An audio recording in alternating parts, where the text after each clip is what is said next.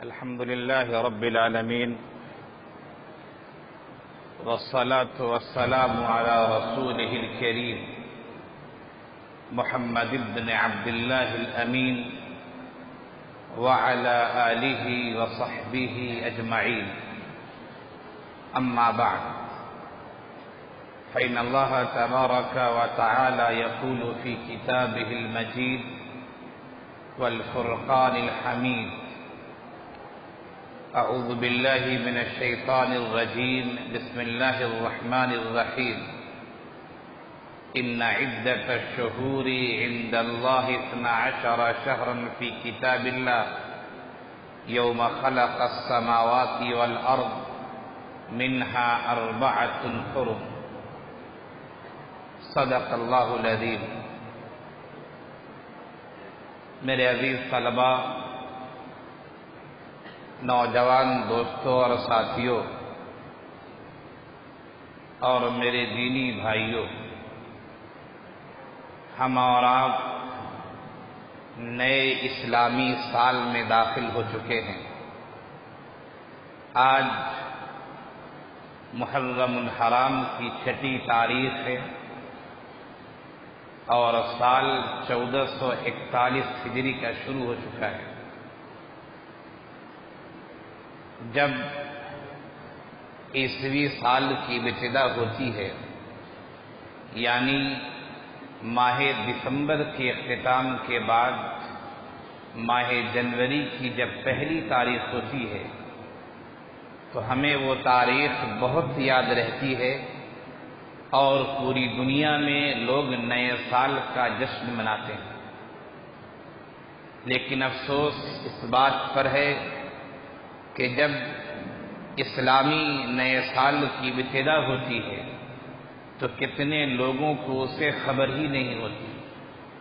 نئے سال پر جشن منانے کی تو شریعت اجازت نہیں دیتی، لیکن اپنی تاریخ سے، اپنی تہذیب سے، اپنی ثقافت سے اور اپنے رات و دن کی گردش کی جو تاریخ ہوتی ہے اس سے واقف ہونا انتہائی ضروری ہے. ہجرت کا نیا سال شروع ہوا جو 1441 ہجری کا سال ہے. اس مناسبت سے میں نے ارادہ کیا کہ آپ کے سامنے 2 باتیں پیش کروں. ایک تو یہ کہ نئے سال کا پیغام کیا ہوتا ہے، اور دوسری بات یہ کہ آخر یہ ہجری سال جسے ہم اور آپ شمار کرتے ہیں، جسے اسلامی سال کہا جاتا ہے، آخر اس کی ابتدا کب ہوئی، کیسے ہوئی اور کیوں ہوئی. یہ 2 اہم سوالات ہیں جن سوالات کے جوابات آپ کے سامنے آج کی تقریر میں پیش ہونی ہے. اللہ تعالیٰ کا ارشاد ہے قرآن کریم میں کہ ہم نے جو مہینوں کی تعداد بنائی ہے وہ کل 12 مہینے ہیں. کسی بھی قوم، کسی بھی مذہب، کسی بھی ملک کی تاریخ آپ اٹھائیں اور ان کی تاریخ کا آپ جائزہ لیں تو آپ کو پتہ چلے گا کہ ہر قوم اور ہر دین میں سال میں جو ہوتے ہیں وہ کل 12 مہینے ہیں. قرآن کریم نے اس کی وضاحت کی ہے. اللہ تعالیٰ نے ارشاد فرمایا: ان عدت الشہور عند اللہ 12 شہرا فی کتاب اللہ یوم خلق السماوات والارض.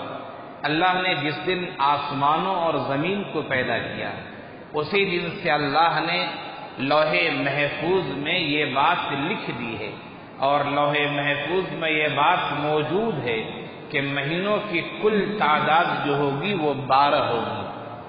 آپ عیسوی مہینہ لے لیں، آپ ہجری لے لیں، یا کوئی اور بھی دین اور قوم کی تاریخ کو آپ لے لیں، سب کے یہاں سال میں کل 12 مہینے ملیں گے.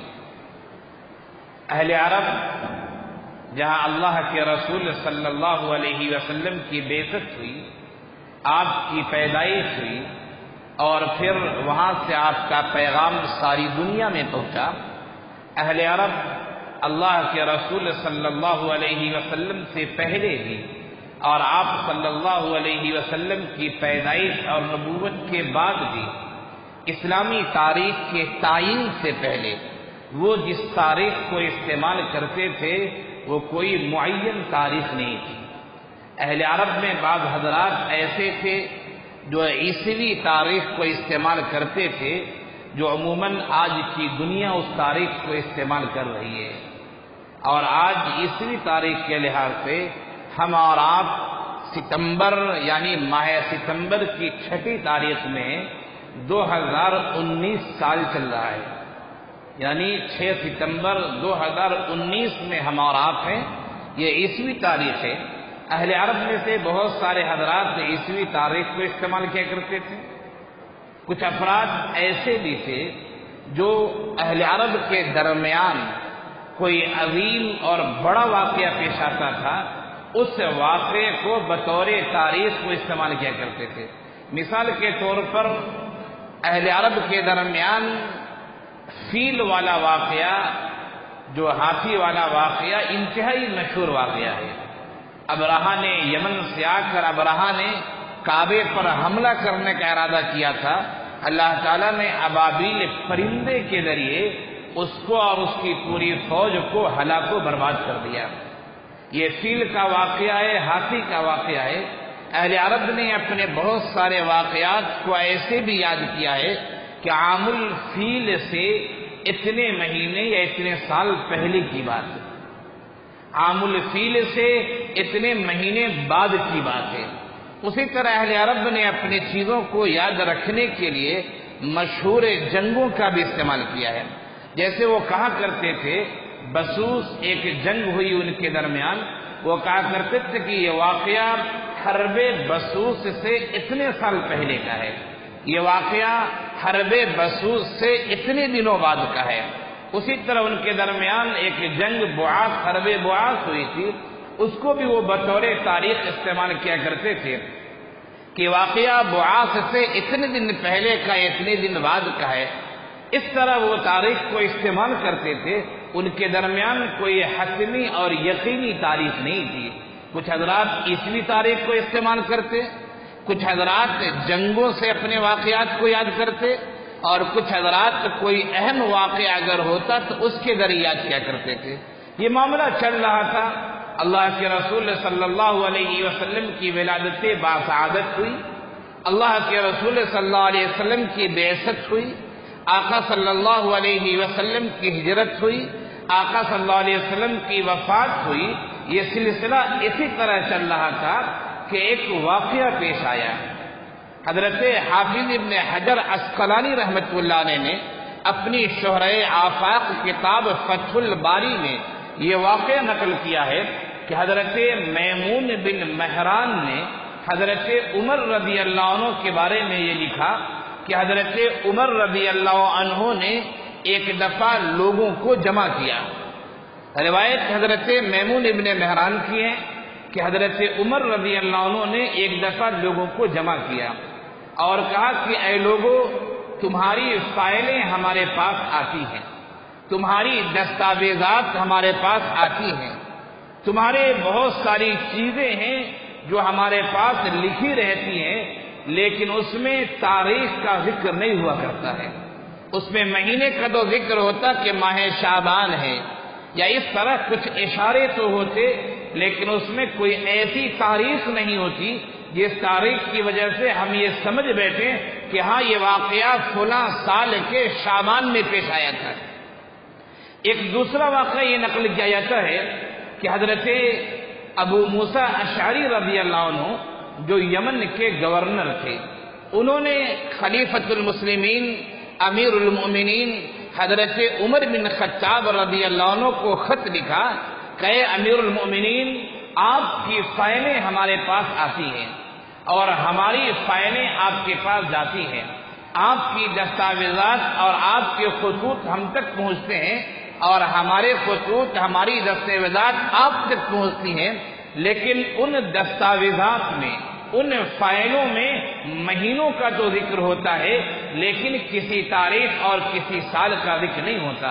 مثال کے طور پر فائل میں یہ بات درج ہوتی ہے کہ ماہ رمضان میں یہ بات پیش آئی، یہ بات لکھی ہوتی ہے ماہ شعبان میں یہ بات پیش آئی، یہ بات لکھی ہوتی ہے ماہ محرم میں یہ بات پیش آئی، لیکن اسی فائل کو اگر 4 سال کے بعد ہمیں دیکھنے کی ضرورت پیش آ جائے تو ہمارے لیے یہ فیصلہ کرنا مشکل ہو جائے گا کہ کس سال کے شعبان کی یہ بات ہے، 1 سال پہلے کی بات ہے یا 2-4 سال پہلے کی بات ہے۔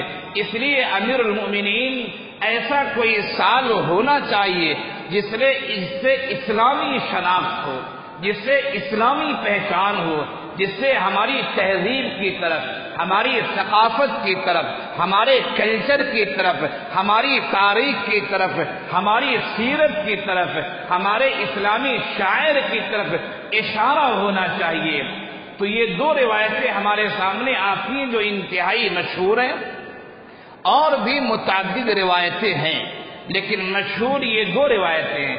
سن 17 ہجری کی بات ہے، اللہ کے رسول صلی اللہ علیہ وسلم کی ہجرت کو 17 سال گزر چکے ہیں، آپ صلی اللہ علیہ وسلم کی وفات ہو چکی ہے، حضرت ابوبکر صدیق رضی اللہ عنہ کی خلافت کا زمانہ گزر چکا ہے، حضرت عمر بن خطاب رضی اللہ عنہ امیر المؤمنین بنائے گئے ہیں۔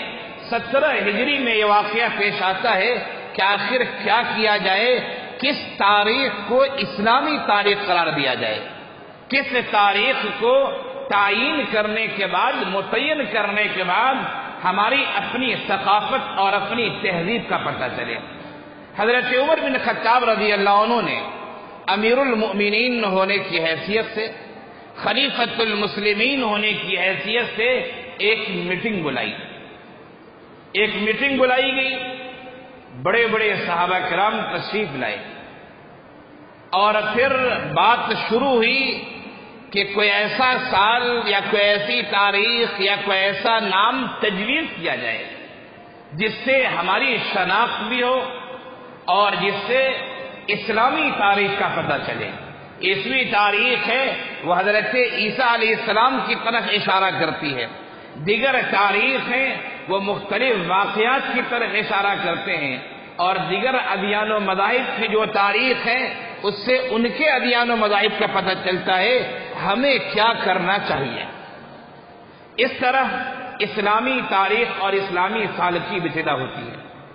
میٹنگ بلائی گئی، بڑے بڑے صحابہ کرام تشریف لائے، بعض صحابہ کرام کی یہ رائے آئی کہ اللہ کے رسول صلی اللہ علیہ وسلم کی ولادت باسعادت کی جو تاریخ ہے اس کو اسلامی سال قرار دیا جائے۔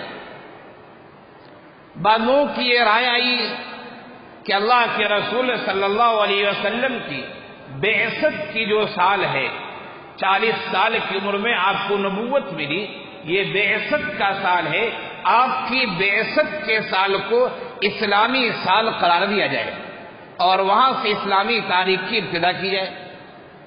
بعض لوگوں کی یہ رائے آئی کہ اللہ کے رسول صلی اللہ علیہ وسلم کی جو ہجرت کی تاریخ ہے، آپ نے جب ہجرت کی تھی اس ہجرت کی تاریخ کو اسلامی سال بنایا جائے اور ہجری سے اسلامی سال کی ابتدا کی جائے۔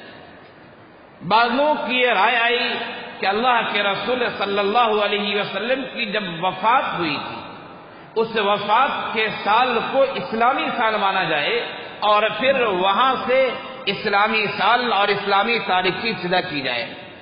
اس طرح مختلف قسم کے آراء آئیں، مختلف رائیں آئیں، صحابہ کرام نے اپنے اپنے لحاظ سے، اپنے اپنے اجتہاد سے، اپنی اپنی ترجیحات سے انہوں نے یہ باتیں پیش کی۔ سب باتوں کو سننے کے بعد اخیر میں جو فیصلہ کیا گیا، خلافت حضرت عمر بن خطاب رضی اللہ عنہ کے زمانے میں سن 17 ہجری میں یہ فیصلہ ہوا کہ ہجرت کی جو تاریخ ہے اور ہجرت کا جو واقعہ ہے اس واقعے کو اسلامی سال قرار دیا جائے۔ اللہ کے رسول صلی اللہ علیہ وسلم کے ہجرت کے واقعے کو اسلامی سال قرار دیا جائے اور پھر یوں یاد کیا جائے کہ محرم 1 ہجری 2 ہجری 3 ہجری اس طریقے سے سلسلہ چلے. اس پر لوگوں کا اتفاق ہوا اور یہ بات شورا میں پاس ہو گئی. وہاں سے ہماری تاریخ شروع ہوتی ہے جو ہماری اسلامی سال کی تاریخ ہے، اور آج ہمارا 1441 ہجری کے ماہ محرم کی 6ٹھی تاریخ میں داخل ہو چکے ہیں. اللہ کے رسول صلی اللہ علیہ وسلم کی ہجرت کو 1440 سال گزر چکے ہیں اور 41ویں سال میں ہمارا داخل ہو چکے ہیں. یہ ہماری تاریخ جو اسلامی تاریخ ہے، جو ہجری تاریخ ہے، اس کی اپنی ایک تاریخ ہے. اس تاریخ سے ہمیں واقف ہونا انتہائی ضروری ہے. بہت افسوس کی بات ہے، انتہائی افسوس کی بات ہے کہ ہم نے عیسوی تاریخ کو یاد کرنے کا تو اہتمام کیا، لیکن ہمیں اپنی اسلامی تاریخ یاد نہیں رہتی ہے. حضرت مفتی شفیع عثمانی صاحب علیہ الرحمہ نے اپنی کتاب معارف القرآن میں یہ بات لکھی ہے کہ اسلامی تاریخ کو، اسلامی سال کو یاد رکھنا یہ امت کے لیے فرض کفایہ ہے. اگر پوری امت اس تاریخ کو بھلا دیتی ہے، پوری امت گنہگار ہوگی. یہ اہل مدارس، یہ علماء، یہ طالبان علوم نبوت، یہ دین کے خدام جنہوں نے اسلامی تاریخ کو یاد رکھا ہے اور اپنے شب و روز میں، اپنی تعطیلات میں، اپنے نظام تعلیم میں انہوں نے اس تاریخ کو معیار بنایا ہے، پوری امت کی طرف سے یہ طبقہ فرض کفایہ ادا کر رہا ہے. امت کو یہ بات سمجھنی چاہیے، پورا طبقہ یہ فرض کفایہ ادا کر رہا ہے. اگر یہ اہل مدارس کی تاریخ کو چھوڑ دیں تو یقیناً پوری امت گنہگار ہوگی. آج دنیا میں جو دین والے ہیں، جن کو دیندار کہا جاتا ہے، دینی تنظیمات کہا جاتا ہے، انہی لوگوں نے ان چیزوں کا اہتمام کیا ہے. اسلامی سال کی یہ تاریخ ہے، اسلامی سال کی ابتدا ہے. سوال ایک پیدا ہوتا ہے کہ آخر ولادت نبوی کے سال کو اسلامی سال کیوں نہیں قرار دیا گیا؟ بعثت نبوی کے سال کو اسلامی سال کیوں نہیں قرار دیا گیا؟ اللہ کے رسول صلی اللہ علیہ وسلم کی وفات کے سال کو اسلامی سال کیوں نہیں قرار دیا گیا؟ اور ہجرت کے سال کو اسلامی سال صحابہ کرام نے کیوں قرار دیا؟ اس سوال پر اگر غور کیا جائے تو ہمیں ایک جواب ملتا ہے، اور وہ جواب انتہائی واضح ہے، انتہائی صاف ہے. ولادت کی تاریخ سے ولادت کا پتہ چلتا ہے، بعثت کی تاریخ سے بعثت کا پتہ چلتا ہے کہ فلاں نبی بنائیں گے. وفات کی تاریخ سے وفات کا پتہ چلتا ہے، لیکن ہجرت کی تاریخ سے ہمیں دو باتوں کا پتہ چلتا ہے. ہجرت کی تاریخ یہ ایک بارڈر ہے.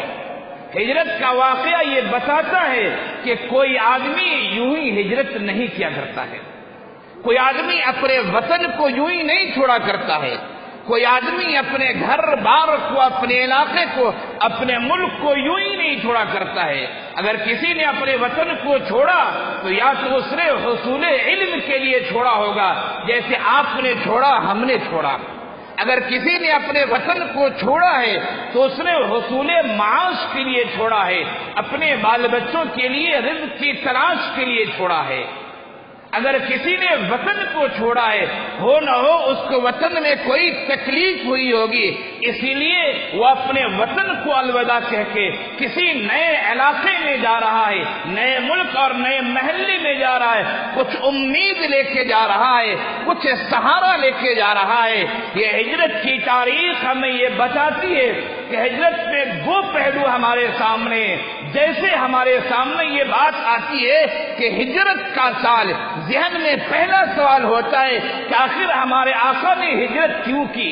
کوئی آدمی اپنے گھر کو نہیں چھوڑتا، کوئی آدمی اپنے علاقے محلے کو نہیں چھوڑتا. آخر ہمارے آقا نے اپنے علاقے کو، اپنے محلے کو، اپنی پیدائش اور نبوت کی جگہ کو آقا نے چھوڑا تو کیوں چھوڑا؟ صحابہ کرام نے مکے کو خالی کر دیا، آخر صحابہ کرام نے کیوں ہجرت کی؟ یہ ایک سوال ہے جو ہجرت کے سال کے تذکرے کے ساتھ ہمارے ذہن میں ابھرتا ہے. جواب یہ آتا ہے ہمارے ذہن میں کہ اللہ کے رسول صلی اللہ علیہ وسلم کو مکے میں ستایا گیا، آپ کے صحابہ کرام کو ستایا گیا، کتنے صحابہ کرام کو مکی زندگی میں شہید کر دیا گیا، ان کو جام شہادت نوش کرنے پر مجبور کیا گیا، ان کو چٹائیوں میں باندھ کر اور نہ جانے کیسے کیسے آلات کے ذریعے انہیں مشقت اور پریشانی میں ڈالا گیا، لیکن صبر کرتے رہے ہمارے نبی، صبر کرتے رہے صحابہ کرام۔ لیکن جب صبر کا پیمانہ لبریز ہو گیا اور بات یہاں تک پہنچی کہ مکے کے لوگوں نے اس بات پر اتفاق کر لیا کہ آج کی رات محمد کا کام تمام کر دینا ہے، آج کی رات محمد کو قتل کر دینا ہے، وہی نازل ہوتی ہے اور پھر اسی رات آقا صلی اللہ علیہ وسلم حضرت علی ابن ابی طالب رضی اللہ عنہ کو اپنے بستر پر سلا کر ہجرت کے سفر پر روانہ ہو جاتے ہیں اور مدینے کی طرف رواں دوا ہو جاتے ہیں۔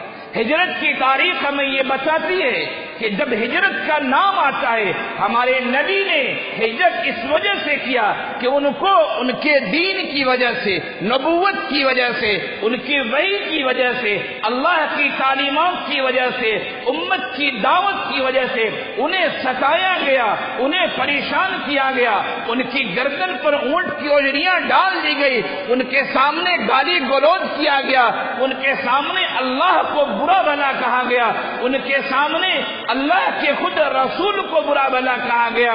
جب صورتحال قتل پہنچتی ہے تو پھر نبی دین کی حفاظت کے لیے، دین کو پھیلانے کے لیے، دین کی امانت کو امت تک پہنچانے کے لیے اپنے محبوب علاقے اور اپنے محبوب گھر کو الوداع کہہ کر انہوں نے مدینے کا سفر کیا ہے۔ ہمارے آقا صلی اللہ علیہ وسلم جب مکے سے نکل رہے تھے، ہجرت کا واقعہ شروع ہو رہا ہے، اونچے پہاڑی پر، اونچے ٹیلے پر چڑھ کر حرم مکی کی طرف، مسجد حرام کی طرف اپنا رخ کر کے آقا کہتے ہیں، اے مکہ، اے سرزمین، تو مجھے بہت محبوب ہے، تو مجھے بہت پیاری ہے، تو میری پیدائش کی جگہ ہے، تو میری نبوت کی جگہ ہے، تو میری بعثت کی جگہ ہے، تو ہمارے خاندان اور ہمارے قبائل کی جگہ ہے۔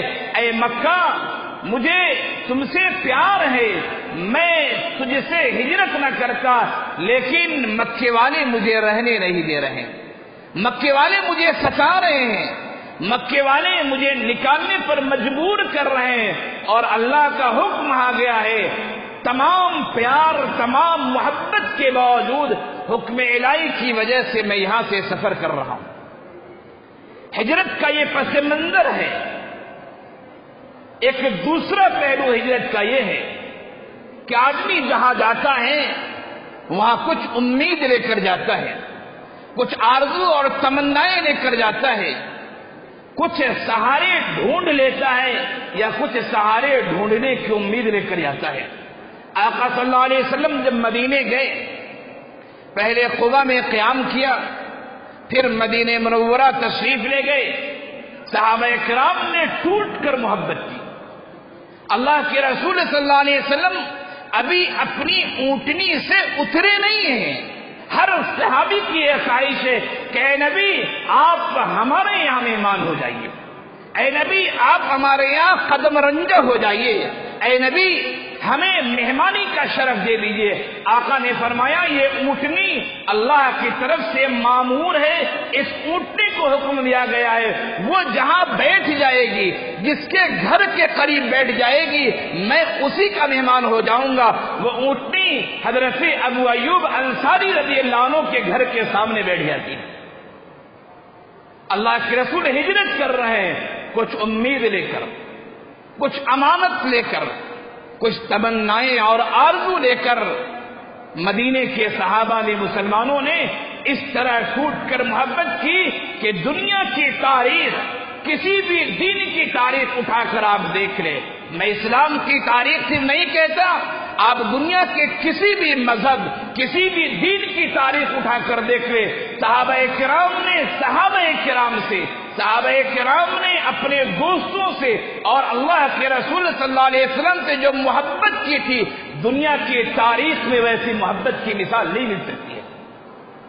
صحابہ کرام جو مکے سے گئے، دوسرے علاقے سے آئے، مدینے کے صحابہ کرام نے کہا آپ نئے ہیں، آپ کو مدینے کے بارے میں واقفیت نہیں ہے۔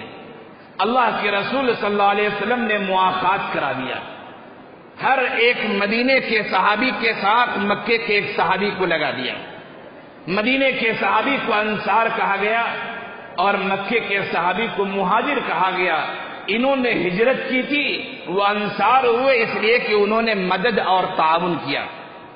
صحابہ کرام نے ٹوٹ کر محبت کی، یہاں تک کہ صحابی رسول نے کہا اپنے مواخات والے بھائی سے کہ دیکھو میری 2 بیویاں ہیں، ان دونوں بیوی میں سے تم جس کو پسند کرو میں اسے طلاق دے دیتا ہوں، اور جب وہ عدت گزار لے تم اس سے شادی کر لو۔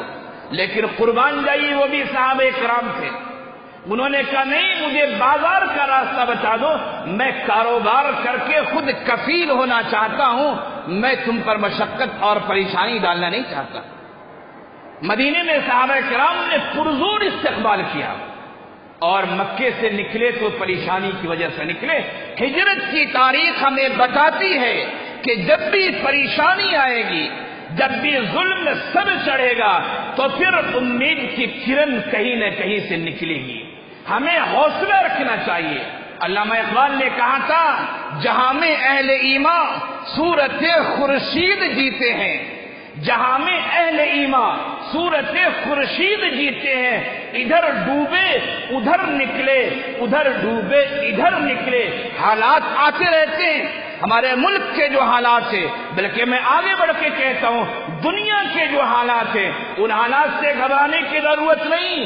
نئے سال کی ابتدا ہو رہی ہے، 1441 ہجری میں ہم داخل ہو رہے ہیں۔ یہ ہجرت کی تاریخ، ہجرت کی سال ہمیں یہ بتاتا ہے کہ جب مصائب بہت آتے ہیں تو پھر ہجرت کرنی پڑتی ہے۔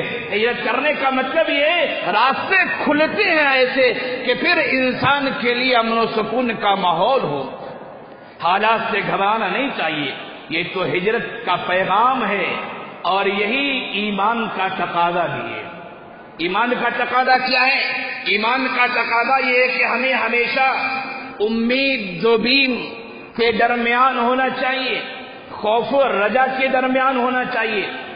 غالباً حضرت عمر رضی اللہ عنہ کا واقعہ ہے، انہوں نے خود کہا کہ میں اللہ سے اتنی امید رکھتا ہوں، اللہ سے اتنی امید رکھتا ہوں کہ کل میدان حشر میں اگر یہ اعلان ہو جاتا ہے کہ اللہ کی ساری کائنات میں سے صرف ایک آدمی جنت میں جائے گا، حضرت عمر بن خطاب کہتے ہیں اللہ سے ایسا توقع ہے، ایسی امید ہے کہ وہ جنت میں جانے والا عمر بن خطاب ہوگا، اس کے علاوہ کوئی نہیں ہوگا۔ اور فرمایا میں اللہ سے اتنا ڈرتا بھی ہوں، اتنا ڈرتا بھی ہوں کہ اگر میدان حشر میں اعلان ہو جائے کہ پوری کائنات میں سے صرف ایک آدمی جہنم میں جائے گا، وہ کہتے ہیں مجھے ڈر ہے کہ وہ جہنم میں جانے والا کہیں میں ہی نہ ہو جاؤں۔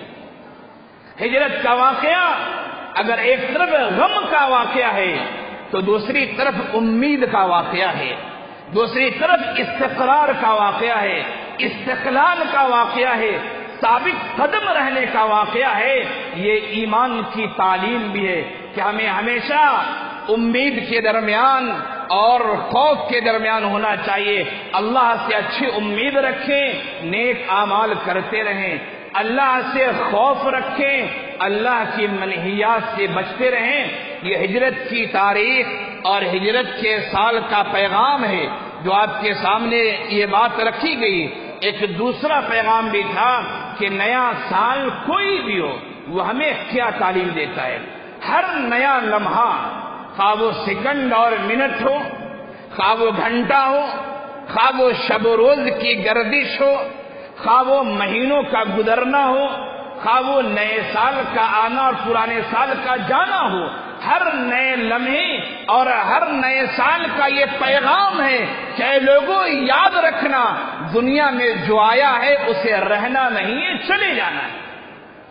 2018 چلا گیا، 2019 کے ماہ ستمبر میں ہم اور آپ ہیں، اکتوبر، نومبر، دسمبر، 3 ساڑھے 3 مہینے کے بعد یہ سال چلا جائے گا، 2020 شروع ہو جائے گا۔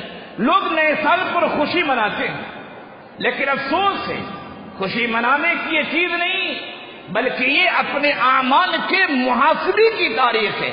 ہمیں اپنی پچھلی زندگی کو دیکھنا چاہیے، اگر اچھے اعمال کیے اللہ کا شکر ادا کیجیے، مزید اچھے کام کی توفیق مانگیے، برے کام کیے اللہ کے سامنے توبہ کیجیے اور خوش ہو جائیے کہ اللہ نے سنبھلنے کا، سنورنے کا، توبہ کرنے کا ایک سنہرا موقع دیا ہے۔ ہر لمحہ ہمیں بتاتا ہے، ہر سال ہمیں بتاتا ہے کہ دنیا ختم ہونے والی ہے، یہ دنیا رہنے والی نہیں ہے۔ اے لوگوں، اے مسلمانوں، اپنے اعمال کا محاسبہ کر لو، تمہاری بھی موت آنی ہے، تمہاری بھی جوانی ختم ہونی ہے، تمہارا بھی بڑھاپا ختم ہونا ہے۔ اگر تو نے اپنے اعمال کا محاسبہ نہیں کیا تو نقصان میں رہے گا، خسارے میں رہے گا، تو ہمیشہ نقصان میں رہے گا۔ والعصر ان الانسان لفی خسر، زمانے کی قسم سارے انسان خسارے میں ہیں، سارے انسان خسارے میں، سوائے ان لوگوں کے جو ایمان لائے، اعمال صالحہ کیا، اچھی باتوں کا حکم دیتے رہے اور پھر مصیبت آئی تو صبر کرتے رہے۔ جن لوگوں نے ان کاموں کو نبھایا وہ کامیاب و کامران ہیں۔ اللہ تعالی ہم سب کو اپنی تاریخ، اپنی ثقافت اور تاریخ کا جو پیغام ہے اسے سمجھنے کی توفیق عنایت فرمائے۔ وآخر دعوانا ان الحمد للہ رب العالمین۔